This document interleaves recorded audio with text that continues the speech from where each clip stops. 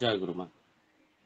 আমাদের সকলের শ্রদ্ধার ভালোবাসার শ্রদ্ধা শিখা চক্রবর্তী মা দেওঘর ঠাকুর বাড়ি থেকে অশেষ শ্রদ্ধেয় শ্রীযুত মণিলাল চক্রবর্তী দাদা ঠাকুরের সভাপতি কৃত্তিক দেবতা দাদার অর্ধাঙ্গিনী পরিবার থেকে খুব সুন্দর একটি নিবেদন রাখলেন। আমি আজ প্রথম এটা শুনলাম, তাই মাকে জয়গুরু জানাই, প্রণাম জানাই। ভালো থাকবেন মা, সুস্থ থাকবেন, আমরা যেন পরবর্তীতে আপনাকে পাই এই আশা রাখছি। জয় গুরু মা, আমরা সকলে সমৃদ্ধ। জয় গুরু। পরবর্তী খুব সুন্দর সুন্দর আজকে সঙ্গীতাঞ্জলি অনুষ্ঠান পরিবেশন হলো। উদ্বোধনী সঙ্গীত শ্রদ্ধেয় মোহিত সাহা দাদা গড়াইমারি আসাম থেকে একটি রাধাস্বামী ভজন ঠাকুরের চরণে পরিবেশন করলেন। পরবর্তী সঙ্গীত নিবেদন রাখলেন শ্রদ্ধেয় প্রদীপ বড়ুয়া দাদা আজারা আসাম থেকে একটা অ্যাসামিস ভজন ঠাকুরের চরণে নিবেদন রাখলেন। পরবর্তীতে আমাদের শ্রদ্ধেয় মহেন্দ্রচন্দ্র বর্মন দাদা কুচবিহার পশ্চিমবঙ্গ থেকে শ্রী শ্রী দাদার রচিত একটি সঙ্গীত নিবেদন করলেন এবং সর্বশেষে আমরা সঙ্গীতাঞ্জলি অনুষ্ঠান শেষ করলাম শ্রদ্ধেয় শিখা চক্রবর্তী মা দেওঘর ঠাকুর বাড়ি থেকে একটি নিবেদন রাখলেন। তো প্রত্যেককে আমি নবদ্বীপ সৎসঙ্গ বিহারের পক্ষ থেকে ধন্যবাদ জয়গুরু জানাই। প্রত্যেকেরই ইষ্টচ্ছল জীবন, পরিবার, পারিপার্শ্বিক আবারও ঠাকুরের চরণে প্রার্থনা করি ভালো থাকেন, যেন সুস্থ থাকেন সবাই, ঠাকুরকে নিয়ে আনন্দে থাকেন এই প্রার্থনা করি। এখন আমরা ইষ্ট প্রসঙ্গে প্রবেশ করব। আজকের বিশেষ কার্যসূচি কত কথা মনে পড়ে সাক্ষাৎ দর্শনের ঘটনা, আজ 17তম পর্ব। রেসপেক্টেড শ্রীযুত মণিলাল চক্রবর্তী দাদা ঠাকুরের সভাপতি কৃত্তিক দেবতা দেওঘর ঠাকুরবাড়ি থেকে BA BSc MA LLB 95 বছর অতিক্রান্ত শ্রী শ্রী ঠাকুরের অনুলেখক 1949 সাল থেকে 1969 সাল শ্রী শ্রী ঠাকুরের সান্নিধ্যে 21-22 বছর যুক্ত থাকা বিশেষ বিশেষ ব্যক্তিত্ব। দাদা আমাদের মাঝে রয়েছেন শিখামা জয়গুরু। শিখামা জয়গুরু, হ্যাঁ জয়গুরু দাদা।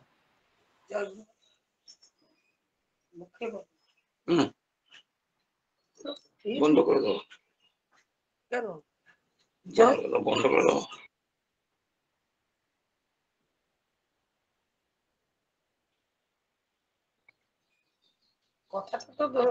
কথা শুনবো না, তোমার বক্তৃতা তো আমি কথা শুনবো, আমাকে না যেন না দেখে। কথা শুনবো তো, বলে শোনা যাচ্ছে। তারপর দুটোই টিপ দেবো। তোমাকে এখন বলতে বলছে তো, তোমার হয়ে গেছে। হ্যাঁ বলো, সেই পাগল দেখা তোমাকে। জয় গুরু দাদা। বলো জয়গুরু। হ্যালো হ্যালো দাদা, জয় গুরু। জয় গুরু। জয় গুরু। শুরু করুন দাদা। হ্যালো। আপনি, হ্যাঁ হ্যালো দাদা, শোনা যাচ্ছে, শোনা যায়, শোনা যায়। শুনতে পাচ্ছেন? হ্যাঁ শোনা যাচ্ছে, সুন্দর শোনা যায়। শুনতে পাচ্ছেন? শোনা যায়। হ্যালো। হ্যাঁ শোনা যাচ্ছে দাদা, খুব সুন্দর শোনা যাচ্ছে। শুনতে পাচ্ছেন? শুনতে পাচ্ছি দাদা। আপনার সময় শিখামা জয়গুরু। সব শব্দ হয় না ভালো রকম। দাদার সময় 7:30 পর্যন্ত রেখেছি আমরা। শোনা যাচ্ছে দাদা, খুব জয়গুরু দাদা শোনা যাচ্ছে। কিছুই শুনি না। হ্যালো। হ্যাঁ জয়গুরু শ্রদ্ধেয় মণিলাল দা, জয়গুরু, খুব সুন্দর শোনা যাচ্ছে, খুব সুন্দর শোনা যাচ্ছে শ্রদ্ধেয় মণিলাল দা। আপনি 7:30, হ্যাঁ 7:30 পর্যন্ত আপনি ইষ্ট প্রসঙ্গ করবেন, 7:30, 7:30 পর্যন্ত। জয় গুরু।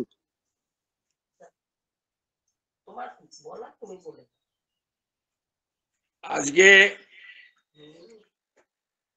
আপনাদের সকলকে আমার নমস্কার জানাই, শ্রদ্ধা জানাই, স্নেহ জানাই। পরমপিতার আতুল চরণে আমার অন্তরের সাষ্টাঙ্গ প্রণাম জানাই বারবার।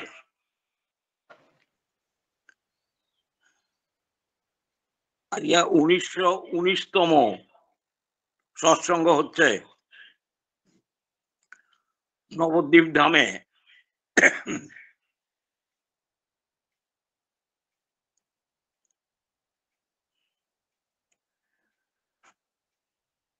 আমি আপনাদের সামনে আজকে দু একটা ঘটনার কথা বলবো যা আমি নিজে শুনেছি। হ্যালো, শুনতে পাচ্ছেন? হ্যাঁ, শোনা যাচ্ছে দাদা, খুব সুন্দর শোনা যাচ্ছে। শোনা যায় দাদা।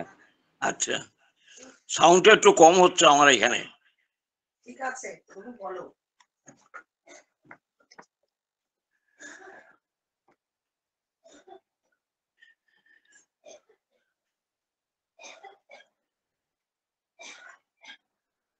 ত্রিপুরা বলে একটি জায়গা আছে, ত্রিপুরা আপনারা সকলেই জানেন, ত্রিপুরা আগরতলা। শ্রী শ্রী ঠাকুরের ৭৪তম জন্ম মহোৎসব হবে সেইখানে। কত তারিখে? 14 এবং 15 জানুয়ারি 1962 সালে। 1962 সালে আগরতলাতে শ্রী শ্রী ঠাকুরের ৭৪তম জন্ম উৎসবের আয়োজন করা হয়েছে। সেখানকার বিশিষ্ট কর্মী শুভ্রাংশু মিশ্রদা, রামাশঙ্কর ত্রিবেদীদা, নলিনীদা এবং আরো অনেকে ঠাকুরের কাছে, শ্রী শ্রী ঠাকুরের কাছে করজোড়ে প্রার্থনা করলেন চিঠির মাধ্যমে যে আমরা আগরতলাতে ৭৪তম পুরুষোত্তম জন্ম উৎসব পালন করব, আপনি দয়া করে আমাদের একটা আশীর্বাণী দিবেন।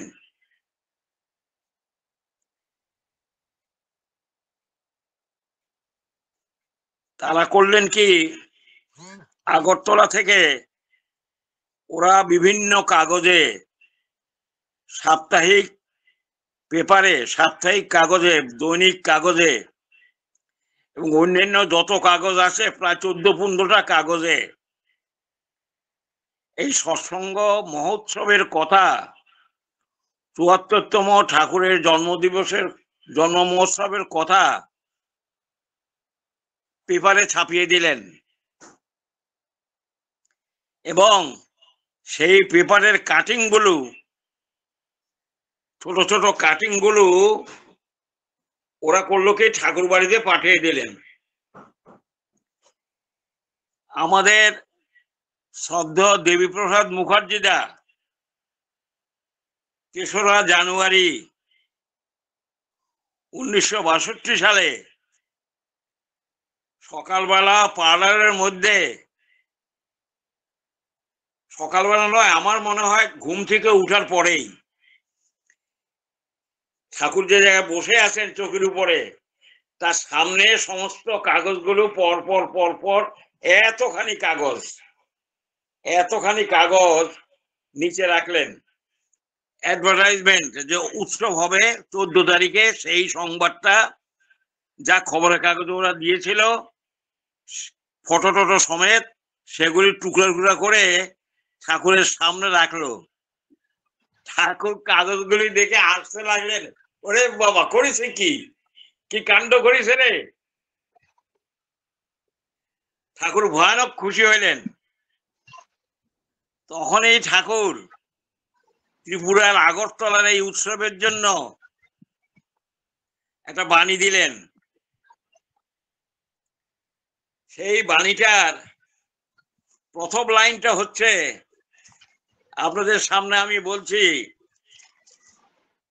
এবং সৎসঙ্গ থেকে শৈলেন্দ্রনাথ ভট্টাচার্যদা, যিনি একজন বিরাট বাগ্মী, ঠাকুরের কথা খুব সুন্দর বলতে পারেন। সৎসঙ্গের নিখিল ভারত সৎসঙ্গের সেক্রেটারি জ্ঞানন্দ বিকাশ গোস্বামীদা, আসামের রবি রায়দা, এনাদের সকলকে বক্তা হিসাবে ওরা সিলেক্ট করেছেন। এখন দেবীদা ঠাকুরের কাছে সেই সব কথা বলছেন। ঠাকুর তখন ওই কাগজগুলি দেখে ঠাকুরের এত আনন্দ হলো, ঠাকুর হাসতে হাসতে ওই ৩রা জানুয়ারি মিটিং আরম্ভ হবে 14-15, ৩রা জানুয়ারি কাগজগুলি এসে গেছে, অ্যাডভার্টাইজমেন্ট গুলো, সেগুলো দেখে ঠাকুর তখনই বলতে লাগলেন লেখ। ঠাকুর বলছেন ত্রিপুরাকে ত্রিপুরাবাসীর উদ্দেশ্য করে, কর্মীদের উদ্দেশ্য করে এবং আমাদের সকলকেই উদ্দেশ্য করে ঠাকুর বলছেন, তোমাদের জীবন উর্জনা, তোমাদের জীবন উর্জনা উত্থিত হয়ে উঠুক। জীবন উর্জনা মানে তোমাদের জীবনের তেজস্বিতা, উর্জনা মানে তেজস্বিতা, উর্জনা মানে বল, উর্জনা মানে শক্তি। শেষে ঠাকুর বলছেন তোমাদের জীবনের উর্জনা উচ্ছ্রিত হয়ে উঠুক। উচ্ছ্রিত মানে প্রবাহিত হয়ে উঠুক। আর বলছেন সবার ভিতরে উচ্ছল তাৎপর্যে। দেখেন বাণী কোত্থেকে শুরু করবে। তোমরা যারা এই আয়োজন করছো, তোমরা যারা সৎসঙ্গীরা এবং নন সৎসঙ্গীরা সকলে মিলে যে আয়োজন করছো, ঠাকুর তাদের উদ্দেশ্য করে বলছেন তোমাদের জীবন উর্জনা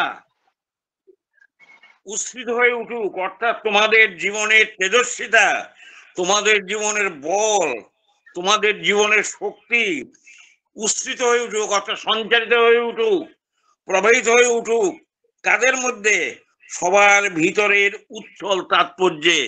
প্রত্যেকের লোকের ভিতরে তোমাদের যে শক্তি, তোমাদের যে বল, তোমাদের যে উর্জনা, তোমাদের যে সাহসিকতা, তোমাদের যে আদর্শ প্রাণতা, তোমাদের যে ইষ্ট প্রাণতা, তা উচ্ছ্রিত হয়ে উঠুক। তারপর বলছেন অকাট্য সার্থক সঙ্গতিশীল প্রীতি উন্মাদনায়। কেমন করে উচ্ছ্রিত হয়ে উঠবে, কেমন করে প্রবাহিত হয়ে উঠবে? ঠাকুর অকাট্য, অদম্য, অচ্যুত, সার্থক সঙ্গতিশীল প্রীতি উন্মোদনায়, ভালোবাসার উন্মোদনায়। সেগুলি কি হোক? তোমাদের সকলের ভিতরে সেটা সঙ্গতিশীল তাৎপর্যে উচ্ছ্রিত হয়ে উঠুক।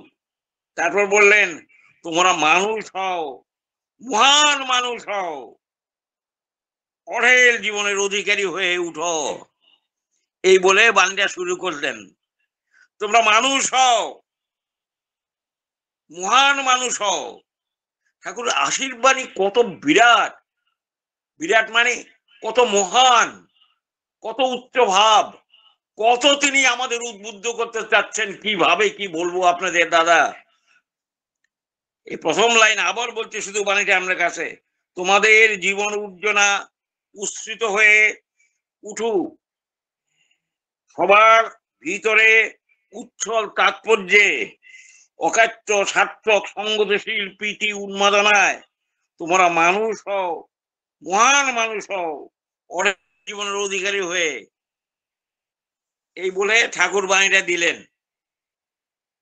সেই বাণীটা ওখানে পাঠানো হলো, সেই বাণীটা ছাপানো হলো। দেহগড় থেকে শ্রদ্ধ শৈলেন দাস, পূজনীয় বলি, আমি পূজনীয় বলি এই জন্য, তিনি আমার বড়, তার ইষ্টপ্রাণতার তুলনা হয় না।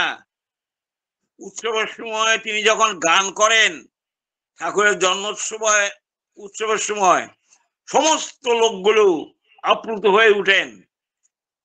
সেই শৈলেন ভট্টাচার্যটাকে নিমন্ত্রণ করেছে তারা, জ্ঞানদাকে নিমন্ত্রণ করেছে তারা, আরো দু একজনকে গেছেন তারা, তাদের জন্য প্লেনের ব্যবস্থা হয়ে গেছে, তারা কলকাতা চলে গেছেন এবং দমদম থেকে প্লেনে করে আগরতলা চলে গেছেন। আগরতলাতে তারা যখন গেলেন, সেই 14 তারিখের আগের দিন কি হলো, 2খানা বাস ভর্তি লোক, ইষ্টপ্রাণ দাদারা এবং মায়েরা আগরতলার এয়ারপোর্টে গিয়ে উপস্থিত, হাত জোর করে লাইনে দাঁড়িয়ে আছে। যখন শৈলেন্দা জ্ঞানদা এরা আসলেন, ফুলের মালা দিয়ে বরণ করে ওদেরকে তারা নিয়ে গেলেন রাস্তা দিয়ে, দুধারে প্রচুর লোক শঙ্খধ্বনি উলুধ্বনি করে তাদেরকে আহ্বান করে সেই আসল যে যোগ্য স্থান, আসল যে ঠাকুরের প্যান্ডেল যেখানে হয় সেখানে নিয়ে গেলেন, তাদের থাকার ব্যবস্থা করলেন। এইভাবে তাদের অভ্যর্থনা করলেন ত্রিপুরাবাসীগণ, আগরতলাবাসীগণ, রামশঙ্কর দা, শুভ্রাংশু মিশ্রদা। শুভ্রাংশু মিশ্রদা একজন অসম্ভব কর্মী, আমাদের রবীন্দ্রার পরম বন্ধু ছিলেন, গান করতেন। এখনো শুভ্রাংশু মিশ্রদার বৌদি অর্থাৎ বড়দাদার ভাই, ভাইয়ের বউ বিধবা এখনো দেওঘরে ঠাকুর বাড়িতে আছেন। শ্রী শ্রী ঠাকুর বড়দাকে খোঁজ করলেন। কত তারিখে? 16 তারিখে 14 পূর্ণ উৎসব গেছে। 16 তারিখে বড়দাকে বললেন, ও বরখকা, ঠাকুর পার্লারে বসে আছেন। বড়দাকে ডাকেন, ও বরখকা, আগরতলা কোনো খবর টবর পেলি? বড়দা শ্রী শ্রী ঠাকুরকে বললেন, বাবা আমি জ্ঞানদাকে ফোন করেছিলাম এই দেওঘর থেকে আগরতলাতে। জ্ঞানদা বললেন অসংখ্য লোক হয়েছে, 100 মাইল দূর থেকে পর্যন্ত লোক আসছে, আনন্দবাজারের প্রচুর লোক খাচ্ছে, কাতারে কাতারে নাকি দীক্ষা হচ্ছে, ওরা আসুক তারপরে আরো সমস্ত খবর জানবেন। বড়দা এই কথা বললেন। শৈলেন্দারা এসে উপস্থিত হলেন সৎসঙ্গ আসার মধ্যে 22 তারিখে, 22শে জানুয়ারি 1962 সালে। বড়দা ঠাকুরকে বলছিলেন শৈলেন্দা নাকি খুব ভালো বক্তৃতা দিছেন, তাই নাকি? ঠাকুর বললেন। শৈলেন্দা যখন ঠাকুরের কাছে এসে প্রণাম করলেন, আরে শৈলেন, তুই বলে বেজায় বক্তৃতা দিছিস, আয় আয় গল্প কর শুনি। শৈলেন্দা মাথা নত করে ঠাকুরের কাছে এসে বললেন, বসলেন, ঠাকুর আপনাকে কি বলবো, আমাদের তো ওইভাবে নিয়ে গেল বাসে করে অভ্যর্থনা করে এয়ারপোর্ট থেকে, কি ডিসিপ্লিন ঠাকুর, কি অসম্ভব শৃঙ্খলা দেখলাম, কোন রকম গোলমাল নাই, হইহল্লা নাই, কিছু নাই। 15 হইতে 20,000 লোকের মতো লোক প্রায় আনন্দবাজারে প্রসাদ গ্রহণ করেছে। ওরা একটা বিরাট বাড়ি গভর্নমেন্টের সাহায্যে পেয়ে গেছিল। সেখানকার এডিএম সেশন জাজ যিনি ছিলেন দুমকায়, আগে আপনার সাথে দেখা হয়েছিল ঠাকুর, দুমকাতে তিনি সভাপতিত্ব করেন। তিনি বললেন এইভাবে বাংলাতে শ্রী শ্রী ঠাকুরের কাছে 2 ঘন্টা অনবরত একটি ইংরেজি শব্দ ব্যবহার না করে আমি যেভাবে বলে গেলাম তার খুব প্রশংসা করেছেন উনি। উনি এরকম বক্তৃতা জীবনে শুনেননি। ঠাকুর শৈলেন্দ্রের কথা শুনে খুব খুশি হইলেন। আরো বল, আরো বল, আর কি খবর আছে? শৈলেন্দা বললেন, ঠাকুর রবীন্দ্রা ইংরেজিতে বললেন আপনার কথা, আপনার আদর্শের কথা, সে আর কি বলবো ঠাকুর, বললে কম বলা হয়ে যাবে। এত সুন্দর ভাষণ দিলেন রবীন্দ্রনাথ রায়দা যে অপূর্ব অপূর্ব অপূর্ব। জ্ঞানদাও বক্তৃতা দিলেন খুব ভালো। ঠাকুর খুব খুশি হইলেন। তারপর কি বললেন জানেন? কয় একটুখানি নড়চড় তাতেই এই কাণ্ড, আর একটু যদি নড়চড় সারা ভারত তোলপাড় হয়ে যাবে। তোমরা একটুখানি নড়চড় তাতেই ত্রিপুরাতে এই কাণ্ড হচ্ছে, আরো যদি একটু নড়চড় বেশি করে সারা ভারত তোলপাড় হয়ে যাবে। এই কথা ঠাকুর বললেন, আমি নিজে কানে শুনেছি 1962 সালে 22শে জানুয়ারি যখন শৈলেন্দ্রা এসে ঠাকুরকে প্রণাম করলেন। তখন রবি রাজা আসলেন, রবীন্দ্রনাথ রায়দা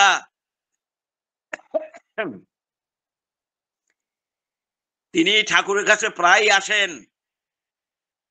তিনি বললেন ত্রিপুরাতে ট্রাইবেল আছে, ট্রাইবেল মানে হচ্ছে পার্বত্য লোক আর কি। বলে ত্রিপুরাতে ট্রাইবেল আছে কারা? ঠাকুর বললেন আসামের মতো ত্রিপুরাতেও 4টি ট্রাইবেল আছে। তাদের নাম হচ্ছে কুকি, জামাতিয়া, দেব, বর্মা। এরা ওইখানে ট্রাইবেল আছে। তাদের মধ্যে আমাদের যাজন হচ্ছে ঠাকুর। আর আসামেও অনেক ট্রাইবেল আছে। ঠাকুর তখন বললেন গল্প কর শুনি, নাগাদের গল্প কর, তোদের মধ্যে নাগারা দীক্ষিত আছে কেউ? তখন ঠাকুর শৈলেন্দার কাছ থেকে গল্প শুনতে লাগলেন।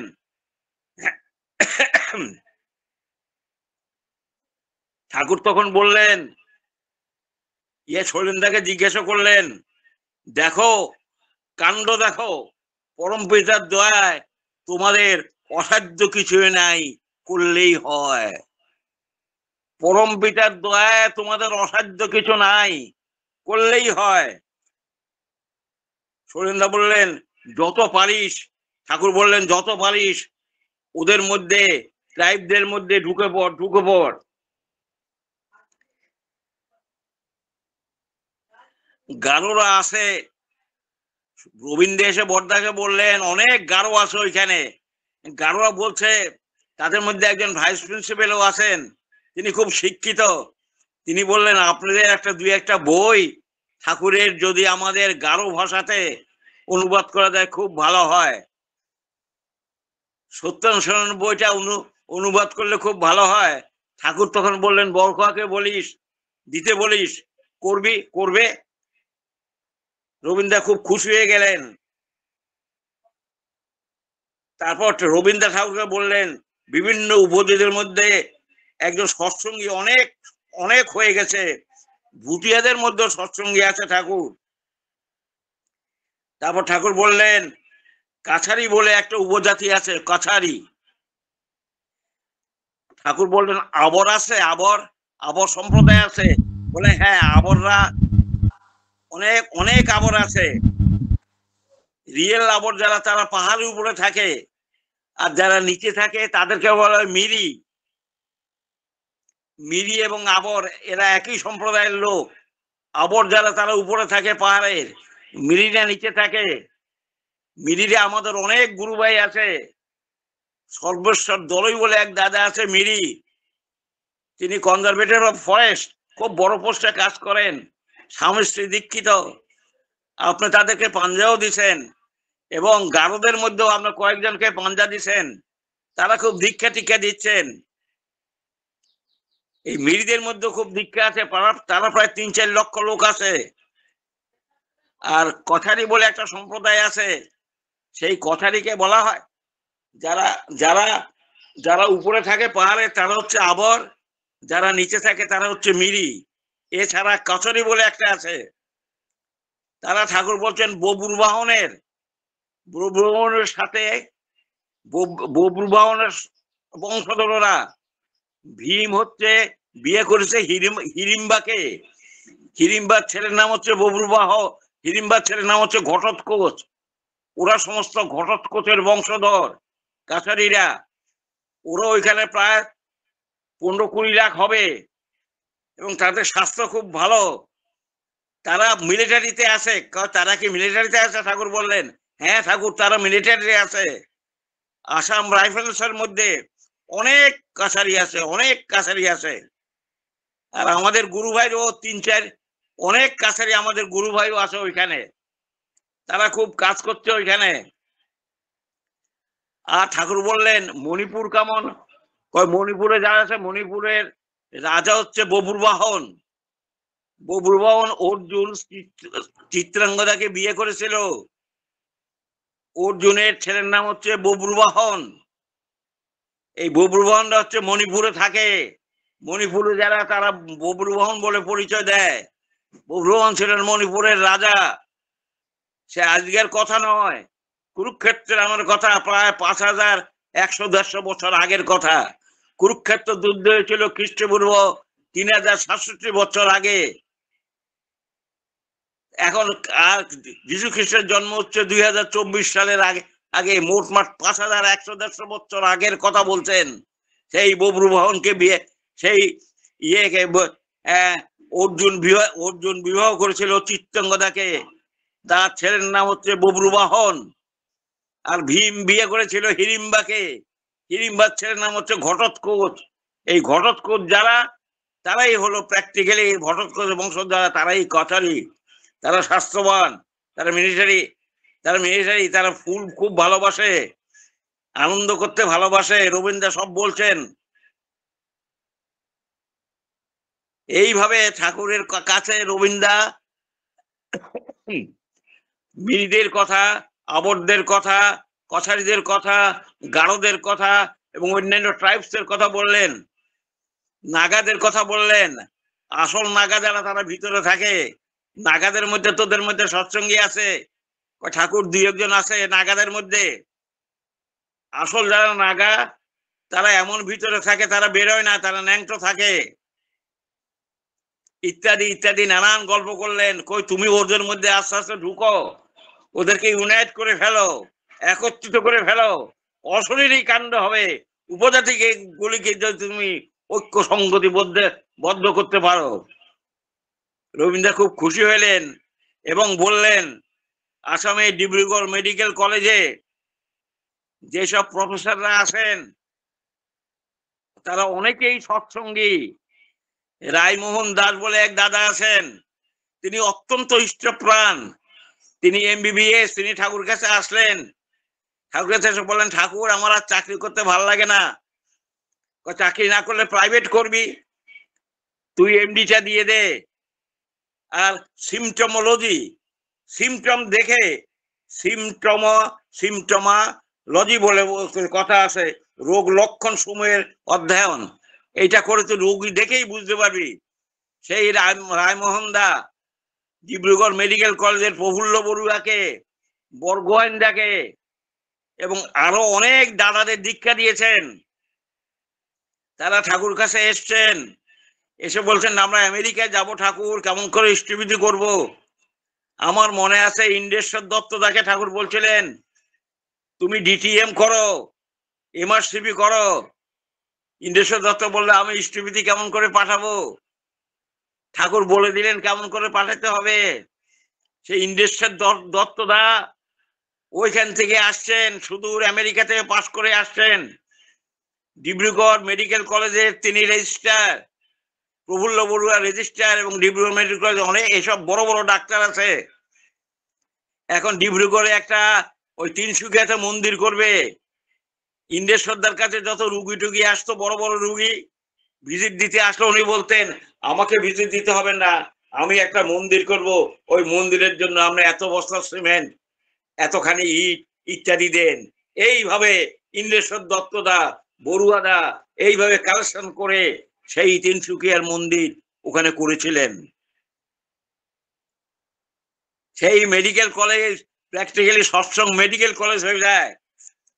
আমার মনে আছে একবার রায়মোহন দাস দা, ইন্দ্রেশ্বর দত্তদা, প্রফুল্ল বড়ুয়াদা, বরগোহেন্দা, অচ্যুত দত্তদা, এরা যারা বিশিষ্ট লোক, এমন ধুতি পাঞ্জাবি পরে আসছে কেশোদার সাথে দেখা করবেন। কেশোদা তখন জামতলার পাশে ওইদিকে একটা ঘর ছিল, ওইখানে কেশোদার লাইব্রেরি ছিল। সেই লাইব্রেরিতে আমি লাইব্রেরিয়ান ছিলাম। ওরা আসলো, কি ড্রেস দেখলেই মনে যেন রাজপুত্র আসতেছে। 8-10 জন চলে আসলো কেশোদার কাছে। কেশোদা ছোট্ট চকুর উপরে বসে বসে ওদের সাথে কথা বলছেন। দাদারা, আপনাদের কি বলবো নাম ধেলের মাহাত্ম্য সম্বন্ধে, নামের ব্যাখ্যা কেশোদা সেদিন যা বললেন ওদের কাছে, আমি জীবনে এরকম কথা শুনি নাই। তারা উদ্দীপ্ত হয়ে উঠলো, তারা এত খুশি হইলো। তখন কেশোদা বললেন, মনি, এদের মধ্যে মাল আছে, যোগাযোগ রাখো। সেই তারা যে কি কাণ্ড করে ফেললো, ওইখানে গিয়ে কি বলে, আসামের মধ্যে এরকম কলেজ টলেজ করে এবং প্রফেসরি করে, মিলিটারি এরা যারা আছে এদের মধ্যে এরা এইসব লোকগুলো, আসামি লোকগুলি দীক্ষিত শুনে ওরা নিজেরাও আবার দীক্ষিত হতে লাগলো। আসামের মধ্যে ঠাকুর বলছেন কথায় কথায় যে রবীন্দ্রনাথ রায় দা, চক্রপাণি দাস দা, অচ্যুত দত্ত দা, ব্রজেন্দ্রনাথ দাস দা, রাজেন্দ্রনাথ দাস দা, ব্রজেন্দ্রনাথ দাস দা, গিরীন্দ্রনাথ শর্মা দা, সতীশ দাস দা, গোপাল চন্দ্র বিশ্বাস দা, প্রভাত চন্দ্র দে দা, কিরণ চন্দ্র দাস দা, কল্যাণ বিজয় চক্রবর্তী দা, ইন্দ্রেশ্বর দত্ত দা, নীরদ বরণ সরকার দা, ডাক্তার প্রফুল্ল কুমার বড়ুয়া, লক্ষ্মীপদ চৌধুরী দা, যিনি আমাদের স্বপনদার শ্বশুর মশাই, যতীন্দ্রনাথ দেব কুমোদ দা, চতুর্ভুজ উপাধ্যায় দা, ধ্রুবনাথ যোশী দা, যতীন্দ্রমোহন চৌধুরী দা, সত্য শর্মা দা, প্রিয়নাথ শর্মা দা, ডাক্তার রায়মোহন দা এবং আরো অনেকে যে কাজ করছেন সেগুলি কোনো তুলনা হয় না, তুলনা হয় না, তুলনা হয় না।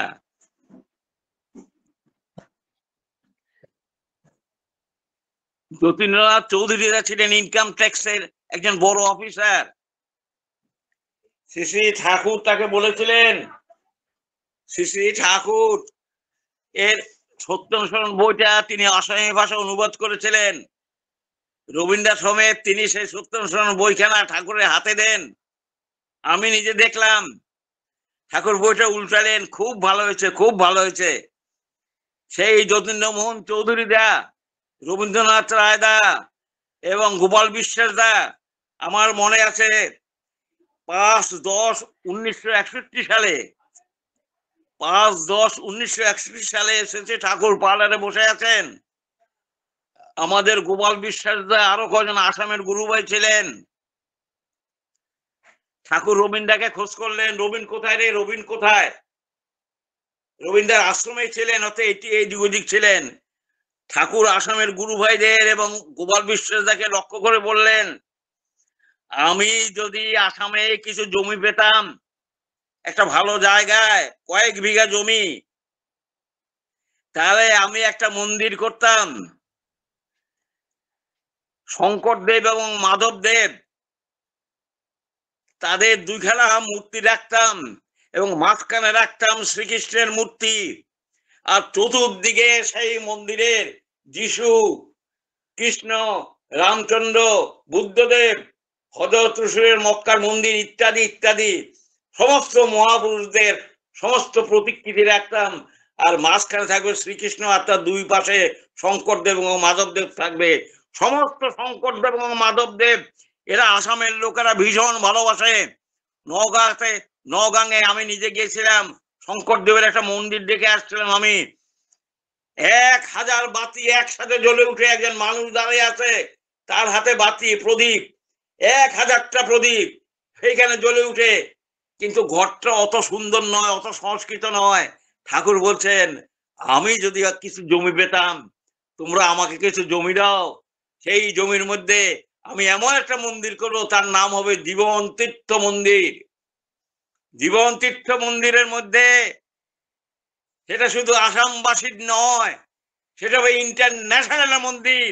তার কারণ তার মধ্যে যিশু আছে, তার মধ্যে রামচন্দ্র আছে, তার মধ্যে শ্রীকৃষ্ণ আছে, তার মধ্যে বুদ্ধদেব আছে, তার মধ্যে কাবা মন্দির আছে। এই যে সকলের ফটো সেখানে থাকবে, মাঝখানে থাকবে শ্রীকৃষ্ণ, দুই পাশে শঙ্করদেব এবং মাধবদেবের মূর্তি। জীবন তীর্থ মন্দির ইন্টারন্যাশনাল ইন্টিগ্রেশনের একটা চরম আদর্শের কথা ঠাকুর বলে গেছেন। আমার মনে আছে, এই আমাদের যতীন্দ্রমোহন চৌধুরী দা, তিনি খুব ভদ্র বংশ এবং ভালো বংশের ছেলে। কিছুদিন আগে, কয়েক বছর আগে তার স্ত্রী মারা গেলেন, তিনিও তার মারা গেলেন। তিনি আমাকে অনেকগুলি চা পাঠিয়ে দিয়েছিলেন, তার ছেলে, সেও বড় কাজ করে। আমি 100 বই তাকে পাঠিয়ে দিয়েছিলাম এবং এই জীবন তীর্থ মন্দিরের কথা তাকে বলেছিলাম, দাদা যতীন দা, আপনি দয়া করে এই জিনিসটা চালু করে যান। ছেলেদের মধ্যে এমন ইম্পালস সৃষ্টি করেন, গুরু ভাইদের মধ্যে এমন ইম্পালস সৃষ্টি করেন, ঠাকুরের প্রদত্ত এই মন্দির যাতে আসামবাসীর সকলের প্রাণকেন্দ্র হয়ে উঠে। ঠাকুর নাম দিয়েছিলেন জীবন তীর্থ মন্দির।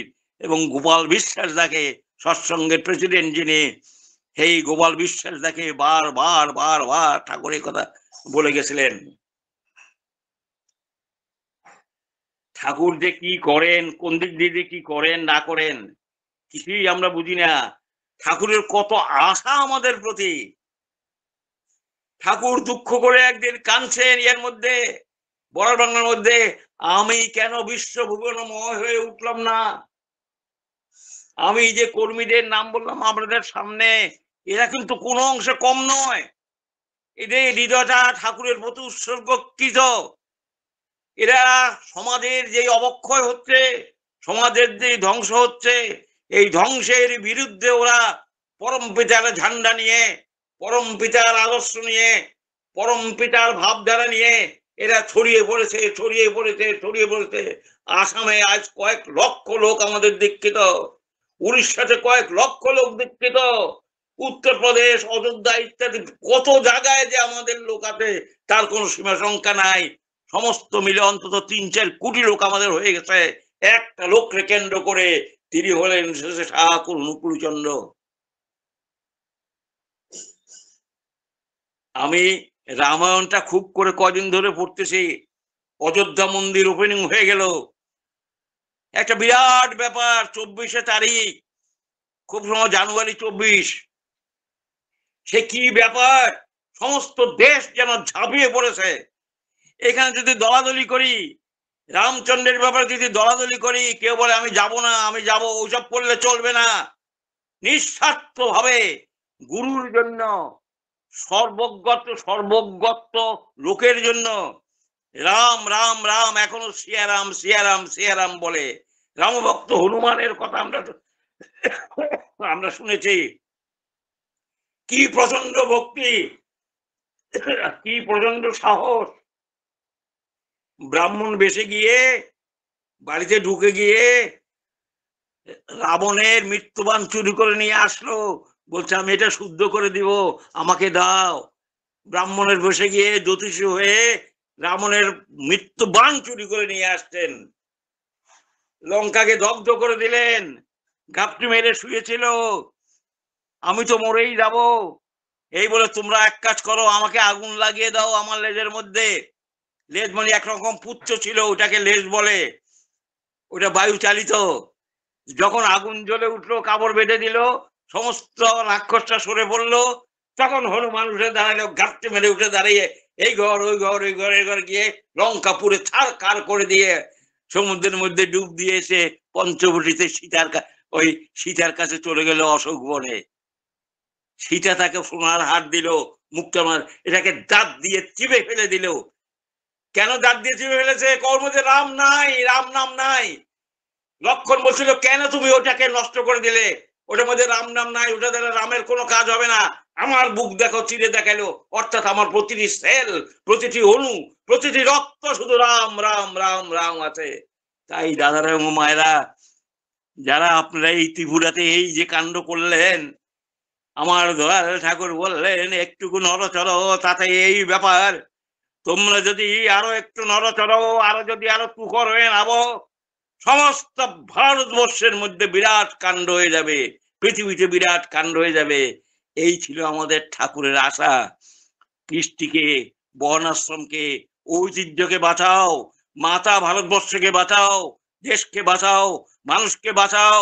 ইন্টারপোলেশন বাদ দাও, প্রতিলম্বী বাদ দাও। আজকাল সমাজের মধ্যে এন্টি সোশ্যাল এলিমেন্ট এত বেশি হয়ে গেছে যে যার ফলে ধ্বংস অনিবার্য। যেদিকে যায় সেদিকেই ধ্বংস। বড় বড় যারা, তারা করাপ্টেডে ভর্তি, টাকা চুরি, পয়সা চুরি, অমুক চুরি, চাকরি চুরি, গরু চুরি, কি না হচ্ছে। কে বাঁচাবে, কে রক্ষা করবে, কে আমাদের প্রাণে বল দিবে? সে একমাত্র পরম দয়াল শেষে ঠাকুর এবং তার অনুগত ভক্ত শিষ্য, যারা ইষ্ট প্রাণ, যাদের রক্তের মধ্যে শুধু ঠাকুর ঠাকুর। যাতে আয়নল হক, আয়নল হক কেটে ফেললো একজনকে, সে বলছে আমি সেই আমি সেই আমি সেই। সেই ভাব যাদের মধ্যে আছে, ইষ্ট ভাব যাদের মধ্যে আছে, ইষ্টকে নিয়ে যারা প্রাণপণ চলছেন, অকুণ্ঠভাবে সেবাদে চলছেন, ঠাকুর বলেন যে আমার জন্য এক গুণ করে আমি তাকে শতেক গুণে ভরে দেই, শতেক গুণে ভরে দেই। দাদারা এবং মায়েরা, হে আমাদের সম্বল, শ্রী শ্রী দাদা তখন ওই ত্রিপুরাতে ছিলেন। দাদা ঠাকুরকে বলছিলেন অশোকদা যাওয়াতে, অশোকদা বলে বলছিলেন তিনি, অর্থাৎ পরম পূজ্যপাদ শ্রী শ্রী দাদা যাওয়াতে ত্রিপুরাতে যে কি কাণ্ড হলো, সারাদিন তিনি ব্যস্ত ছিলেন। এই উৎসবকে সাকসেসফুল করার মূলে হচ্ছেন সেই অশোকদাও, তার কম অবদান নয়। গৌহাটিতে মন্দির হলো, গৌহাটিতে মন্দিরে আমরা যখন জল আনতে যেত, রবীন্দ্র ঠাকুরের কাছে বলছেন ওরা আমাদের কুয়ো, অন্য কুয়ো থেকে জল নিতে দিত না আসামিরা, আমরা সৎসঙ্গে মিলে ঠাকুর কুয়ো করে ফেললাম, আমাদের কুয়োর জল সবচেয়ে ভালো। ঠাকুর কাছে বলছেন রবীন্দ্র, ওরা আমাদের কুয়ো থেকে জল নাই, আমরা কিছু বলি না, ওরা আমাদের মিটিং এ ইট পাটকেল ছুড়ে, আমরা কিছু বলি না, ব্যবহার ভালো করে দেয়। ঠাকুর তখন রবীন্দ্রের কথা শুনে, ওর কথা আমি আশা পাই, ওর কথা আমি ভরসা পাই, আমার বড় তৃপ্তি হয়। আর সেই গুয়াহাটি মন্দিরেও শ্রী শ্রী বড়দা, শ্রী শ্রী বড়মা নিজে স্বয়ং গেছিলেন, পূজ্যপাত দাদা, শ্রী শ্রী দাদা ছিলেন সেখানে। সেই মন্দিরের তার দাদার যে বন্ধু একজন, কি জানি নাম ছিল, কামাখ্যা দানা কে কি জানি নাম ছিল, তিনি যে তার সহায়তায় তিনি এদের সকলকে নিয়ে মন্দিরের কাজ যেভাবে সুষ্ঠুভাবে করেছিলেন, তো অনবদ্য অনবদ্য অনবদ্য কি বলবো আপনাদের। আমরা একটু নড়িচড়ি তাতে এই ঠাকুর বলছেন তোমরা আরো একটু নড়াচড়ো, আর একটু ইষ্টপ্রাণ হও, আর একটু তোমরা সদাচার সম্পন্ন হও, তোমরা সুস্থনি দাঁড়িয়ে হও, তোমরা যজন যাজন ইষ্টবিধি পরায়ণ হও, তোমরা সংঘাচার্য সেন্ট্রিক হয়ে, অর্থাৎ ঠাকুরের প্রতি সেন্ট্রিক হয়ে, আচার্য আমাদের ঠাকুর প্রতি সেন্ট্রিক হতে সবসময় বলেন, ঠাকুরকেই মাথায় নিয়ে চলতে বলেন।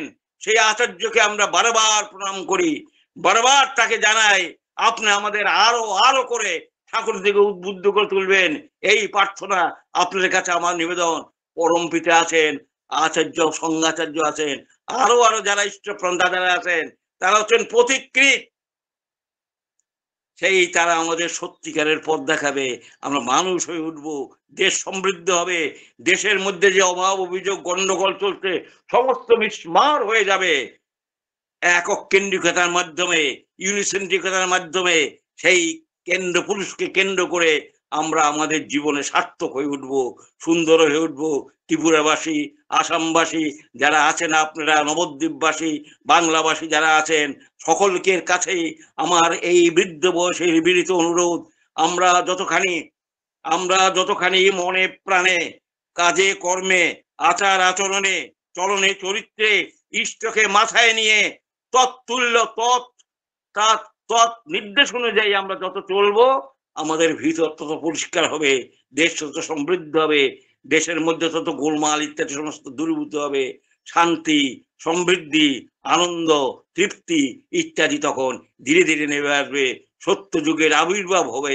আরো আরো করে সুন্দর করে পরম পিতার কাছে প্রার্থনা করি আপনারা ভালো থাকবেন, সুখে থাকবেন, আনন্দ থাকবেন। জয় গুরু রাধাস্বামী, রাধাস্বামী, রাধাস্বামী। জয় গুরু দাদা, জয় গুরু। রেসপেক্টেড শ্রীযুত মণিলাল চক্রবর্তী দাদা, ঠাকুরের সভাপতি, কৃতিক দেবতা, দেওঘর ঠাকুরবাড়ি থেকে BA BSc MA LLB, 95 বছর অতিক্রান্ত, শ্রী শ্রী ঠাকুরের অনুলেখক, 1949 সাল থেকে 1969 সাল শ্রী শ্রী ঠাকুরের সান্নিধ্যে 21-22 বছর যুক্ত থাকা বিশেষ ব্যক্তিত্ব। কত কথা মনে পড়ে সাক্ষাৎ দর্শনের ঘটনা। আজ 17তম পর্ব আমাদের প্রত্যেককে সমৃদ্ধ করলেন, আপ্লুত করলেন। দাদাকে জয়গুরু প্রণাম জানাই। জয়গুরু দাদা। জয় গুরু, জয় গুরু, জয় গুরু। ভালো থাকবেন।